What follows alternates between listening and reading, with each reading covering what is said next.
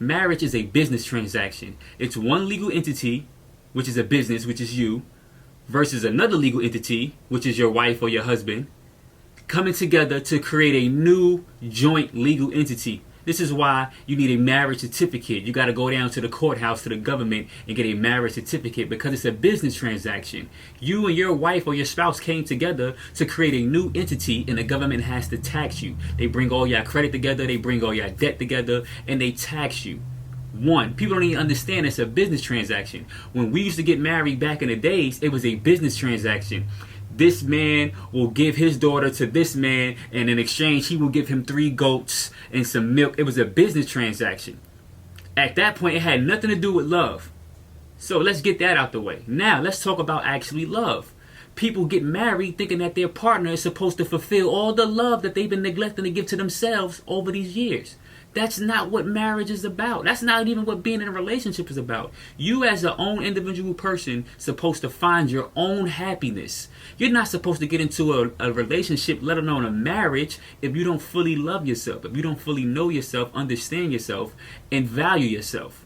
How can you expect somebody else to value you and treat you and love you the way you need to be treated when you don't even know your own worth, your own value, and how you're supposed to be treated? You don't even know it. You don't even take the time out to care to know it. You just know that you look good, or you got a fat ass, or you got a nice body, or you got a 6-pack.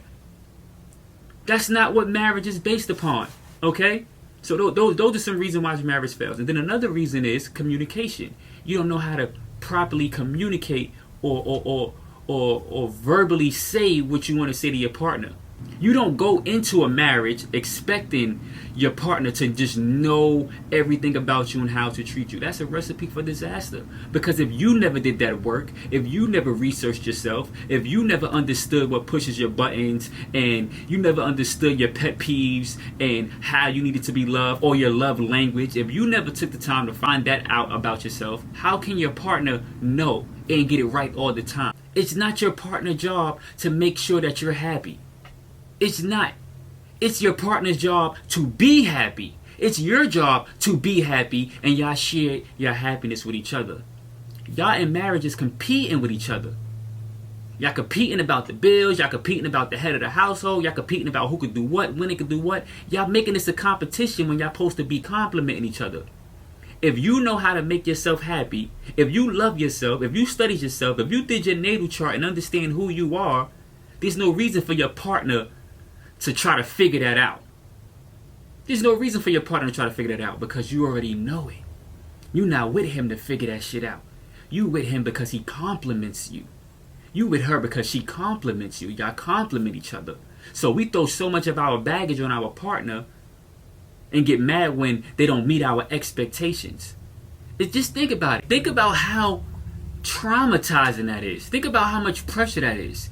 We are constantly changing every day. You are not who you were yesterday. You are not who you were 2 weeks ago. You are constantly changing. You are constantly evolving. You're always developing new senses, new things about you. So you might have liked when he touched you one way, and you don't like that way no more. You know what I'm saying? So how can you expect your partner to know everything about you constantly 24/7 when you fail to communicate it properly, you fail to be verbal, and you fail to even know these things about yourself? This is why marriages fail.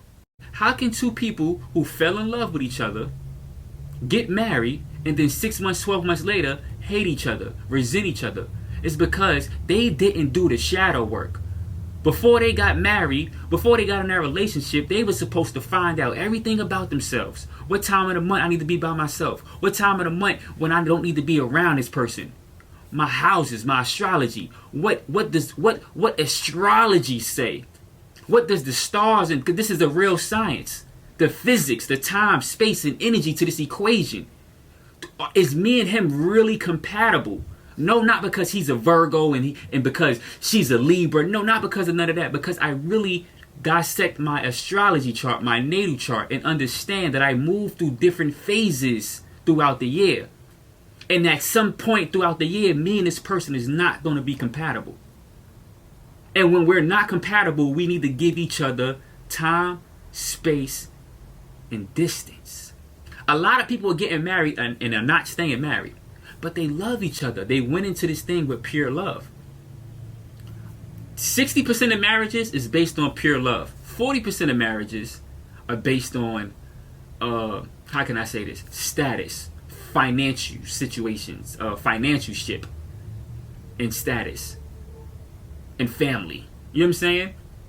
But I say 50-60% is based on true love. So how, and we're not going to talk about the financial and the status part of marriages just yet. That's a whole other topic. Those type of marriages were doomed from the start. They were never going to work. It was only for a situation. It was only for a status. It was only for money. So it was never going to work. We're talking about pure love. We're talking about two people who genuinely loved each other, love being around each other, love being in each other's company. How are their marriages failing? Because they didn't do the homework. They don't know themselves. They put all the expectation on their partner to love them unconditionally, which your partner is supposed to love you unconditionally, but you don't love you unconditionally. That's the problem. You don't love you unconditionally. You throw it all on your partner, and your partner still has to love himself enough to continue to love you. And now you feel like he's not doing his due diligence, or she's not doing her due diligence with keeping you happy. Newsflash, your partner is not supposed to keep you happy. That's your job. You're supposed to keep you happy. He's supposed to keep himself happy. And y'all come together and share y'all likeness with each other. Y'all not supposed to compete who can keep who the happiest. Y'all supposed to compliment each other. Marriages fail because they start competing instead of complimenting. If you already know how to keep yourself happy, if you already know what pushes your buttons, if you already know when you need space, when you need time to yourself, if you already know how to indulge in self-love, when you see me, there's nothing but happiness on you. When you see me, you shouldn't get mad that I didn't bring you flowers because you just watched reality TV show and that person brought him flowers. You shouldn't get mad at that because you already have that love inside of you. It would be nice if I bring you flowers. Nothing wrong with bringing somebody flowers, but you wouldn't get upset, right? There's a lot of things we can do with each other to help each other out, but it's not gonna be perfect. It's a job. It's a constant job to keep your marriage happy, healthy, and long-lasting.